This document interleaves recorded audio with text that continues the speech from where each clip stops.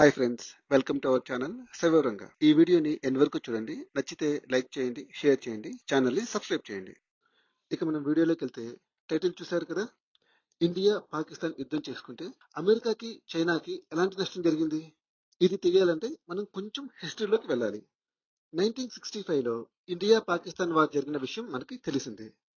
కాశ్మీర్ని India నుంచి పూర్తిగా లాక్కోవటం కోసం పాకిస్తాన్ ఈ యుద్ధం స్టార్ట్ చేసింది. పాకిస్తాన్ ఎందుకు ఎగ్జాక్ట్ గా ఆ టైంలోనే అటాక్ చేయడానికి ధైర్యం చేసింది? ప్రధానంగా 3 కారణాలు ఉన్నాయి. కారణాలు అంటం కంటే కూడా అజంప్షన్స్ అంటాం correct. First assumption, 1962 China war లో ఇండియా దెబ్బతింది. సో ఇండియా మోరల్ చాలా లోలో ఉంది. దీన్ని పాకిస్తాన్ ఇండియా చాలా వీక్ కంట్రీ అని అజ్యూమ్ చేసుకుంది. సెకండ్, పాకిస్తాన్ ఎకానమీ ఇండియా కంటే బెటర్ గా ఉంది, నిజంగానే బెటర్ గా ఉంది ఆ టైంలో. So Pakistan GDP Indian GDP కంటే ఎక్కువగా ఉంది. ఈవెన్ పర్ క్యాపిటా ఇన్కమ్ కూడా ఇండియన్ పర్ క్యాపిటా కంటే పాకిస్తాన్ $40 ఎక్కువగా ఉంది.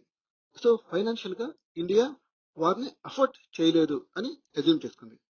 ఇక third and most important reason వస్తే, పాకిస్తాన్ ఒక లాంగ్ టర్మ్ వార్ ఇండియాతో చేయడం కోసం అమెరికా నుంచి హ్యూజ్ క్వాంటిటీలో అడ్వాన్స్డ్ వెపన్స్ ఇంపోర్ట్ చేసుకుంది. వీటిల్లో ముఖ్యమైనవి super jets and Patton tanks.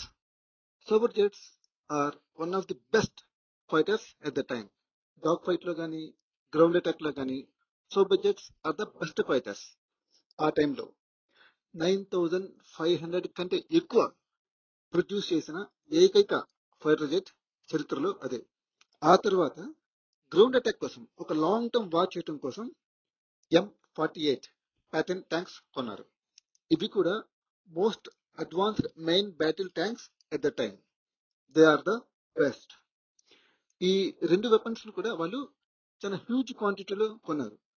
So ఈసారి ఇండియా మీద ఒక స్ట్రాంగ్ వార్ చేయాలి, కాశ్మీర్ ని లాక్కోవాలని డిసైడ్ అయిపోయారు. ఇది వాళ్ళకి ఒక మంచి అవకాశంలా కనిపించింది. ఇండియా మొరాల్ డౌన్ లో ఉంది, వాళ్ళు మనకంటే బాగా రిచ్ గా ఉన్నారు, and most advanced American weapons వాళ్ళ దగ్గర ఉన్నాయి. ఇంకా కావాలంటే పంపించడానికి అమెరికా రెడీగా ఉంది, వీళ్ళ దగ్గర డబ్బులు కూడా బాగా ఉన్నాయి. సో ఇక వెనక ముందు ఆలోచించకుండా యుద్ధంలోకి దూకేశారు. యుద్ధం ఎలా జరిగింది, ఎలా ప్రొసీడ్ అయింది, ఎవరు గెలిచారు, ఎవరు ఓడిపోయారు, స్ట్రాటజీలు అవన్నీ ఈ టైటిల్ కి రిలవెంట్ కాదు, కాబట్టి ఇక్కడ డిస్కస్ చేయట్లేదు. కావాలంటే వేరే వీడియోలో చూద్దాం. ఇప్పుడు ఓన్లీ వెపన్స్ గురించి మాట్లాడుకుందాం. ఇండియా పాకిస్తాన్ దగ్గర ఉన్న మోస్ట్ అడ్వాన్స్డ్ వెపన్స్ కంపేర్ చేద్దాం. ఫస్ట్ ఫైటర్ జెట్స్ చూద్దాం. పాకిస్తాన్ దగ్గర మోస్ట్ అడ్వాన్స్డ్ ఫైటర్ జెట్ సర్బర్ అయితే ఇండియా దగ్గర నాట్.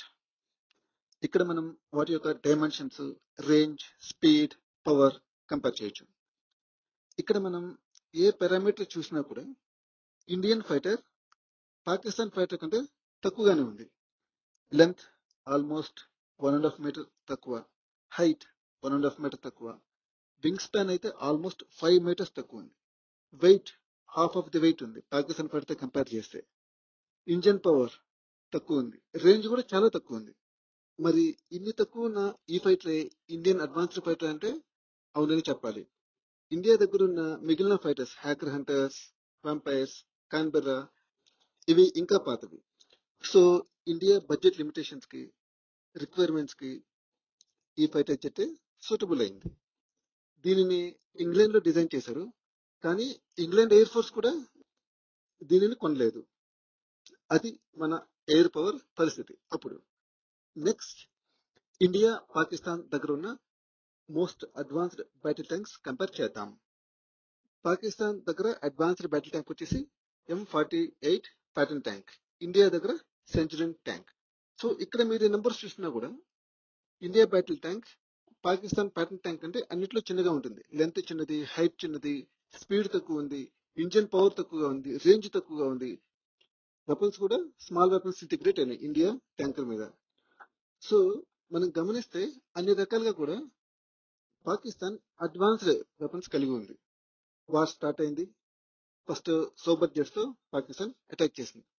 ఎలా అటాక్ చేశారంటే, మన దగ్గర ఉన్న wipers, hacker haunts, jet fighters ని 5, 6, 7 ఇలా లేపేసుకుంటూ వెళ్ళిపోయింది. వైపర్స్, హంటర్ హ్యాక్స్ రెండు కూడా ఫెయిల్ అయింది.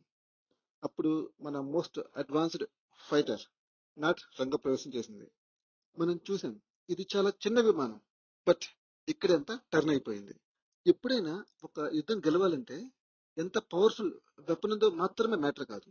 ఆ వెపన్ ని యూజ్ చేసే పర్సన్ దగ్గర ఎంత దమ్ముందో అది ముఖ్యం. పాకిస్తాన్ ఎయిర్ ఫోర్స్ అంత పెద్ద విమానాన్ని వేసుకొచ్చినా సరే మన వాళ్ళు దానిలో ఒక లోపాన్ని ఐడెంటిఫై చేశారు.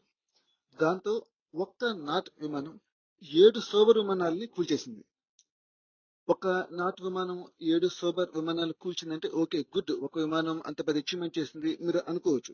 కానీ దాని యొక్క యాక్చువల్ గ్రావిటీ మీకు తెలియాలంటే మీరు సోబర్ జెట్ ని ఒక లైన్ తో కంపేర్ చేయండి, నాట్ ని ఒక తోడేలుతో కంపేర్ చేయండి. సో జనరల్ గా ఒక తోడేలు ఒక లైన్ ని చంపలేదు. అలాంటిది ఒక తోడేలు పోయి 7 లైన్స్ ని చంపితే ఎలా ఉండిద్ది, ఎంత బజ్ క్రియేట్ అయ్యిద్దో అంత సెన్సేషన్ క్రియేట్ అయింది. అప్పటి నుంచి నాటు విమానాల్ని సోబర్ స్లేయర్స్ గా పిలిచారు. అప్పటి వరకు ఫైటర్ మార్కెట్ లో కింగ్ గా ఉన్న సోబర్ నథింగ్ అయిపోయింది. They are almost out of the defence market. ఇప్పుడు గ్రౌండ్ మీదకి వద్దాం. గ్రౌండ్ అటాక్ లో పాకిస్తాన్ కంప్లీట్ గా ప్యాటర్న్ ట్యాంక్స్ ని నమ్ముకుంది.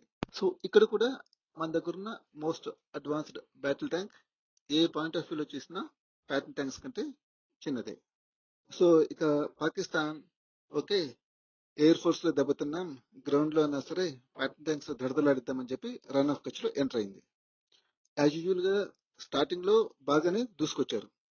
ఎప్పుడైతే ఆ ప్యాటర్న్ ట్యాంక్స్ యొక్క పనితీరుని మన వాళ్ళు అర్థం చేసుకున్నారో చిన్న 105mm RCL anti tank gun తో దాదాపు 70 ట్యాంకులు ఒకే చోట దీపావళి మందులు పేల్చేశారు.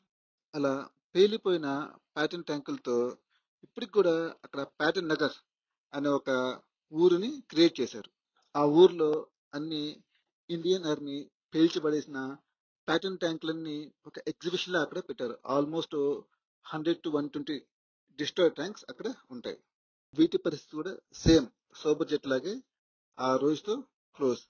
అప్పటి వరకు మోస్ట్ అడ్వాన్స్డ్ బ్యాటిల్ ట్యాంక్ లాగా డిఫెన్స్ మార్కెట్ లో ఉన్న ప్యాటర్న్ ట్యాంక్ ఈ వార్ తర్వాత మార్కెట్ లో ఆల్మోస్ట్ నథింగ్ అయిపోయింది. సో ఇలా ఇండియా పాకిస్తాన్ కొట్టుకోవడం వల్ల పాకిస్తాన్ కి వెపన్ సప్లై చేసిన అమెరికా చావు దెబ్బతింది. ఇలా ఇండియా పాకిస్తాన్ కొట్టుకుంటే అమెరికాకి వాసిపోయింది. ఇక ప్రస్తుతానికి వస్తే మొన్న జరిగినటువంటి ఆపరేషన్ సింధూర్ లో పాకిస్తాన్ కి China air defence systems, fighter jets, air to surface missiles, air to air missiles, anti stealth radars ఇలా చాలా వెపన్స్ పాకిస్తాన్ కి క్రెడిట్ లో సప్లై చేసింది. కానీ అవన్నీ కూడా ఆపరేషన్ సింధూర్ లో భాగంగా దీపావళి టపాకాయలు పేలిపోయినట్టు పేలిపోయాయి. పాకిస్తాన్ ఆ వెపన్స్ కి అప్పు కూడా తీర్చకముందే ఆ వెపన్స్ అన్ని లేకుండా పోయాయి. మన పినాక, ఆకాష్, ఆకాష్ తీర్, బ్రహ్మాస్ ఇలాంటి సిస్టమ్స్ అన్ని కలిసి పాకిస్తాన్ యొక్క అన్ని వెపన్స్ ని పేల్చి పడేసింది.